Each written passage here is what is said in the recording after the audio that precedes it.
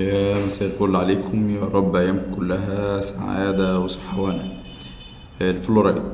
الفلورايد بتاع معجون الأسنان، ليه في معجون اسمه خالي من الفلورايد ومعجون فيه فلورايد. في أبحاث علمية منشورة، تقريبا في بحثين أنا قريتهم هحطهم لكم في الكومنتات تحت، بيتكلموا عن ارتباط الفلورايد بالذكاء. إن كل 1 مللي جرام من الفلورايد في اللتر بيقلل مستوى الاي كيو 1.5 درجة. طيب ما في منتجات تانية معجون سنان خالي من الفلورايد، ليه لازم نستخدم معجون السنان بالفلورايد؟ الفلورايد اساسا في ان هو بيقدر يعدي حواجز.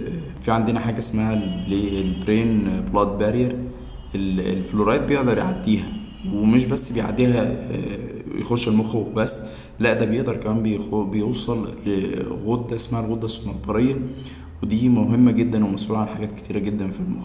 معاجين الأسنان اللي بالفلورايد ديت تأثيرها والاكيوميليشن بتاعها عامل ازاي علينا، مع ان احنا ممكن في نفس الوقت نستخدم معجون يكون خالي من الفلورايد. انا عن نفسي بستخدم معجون خالي من الفلورايد، نفس الافكت، انا متأكد من نفس الحاجة. لكن لو جيت انت مثلا تلاقي بعض الزملاء مثلا يقول لك اصل الفلورايد للاسنان مهم علشان ف... فانا السنان ولا المخ؟ يعني لو جينا رتبناها مع بعض، السنان ولا المخ؟ يعني اضر ده علشان ده يستفاد ولا اضر ده علشان يستفاد؟ طب ما انا ممكن استخدم معجون عادي من غير فلورايد وبيدي نفس الافكت. اهم حاجه الانتظام ان انت تنظف سنانك بانتظام بشكل كويس. طبعا صباحا ومساء.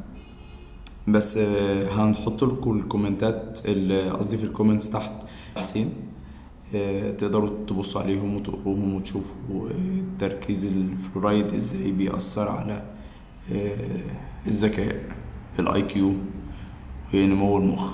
شكرا، ويا رب ايامكم كلها تبقى بصحة جيدة.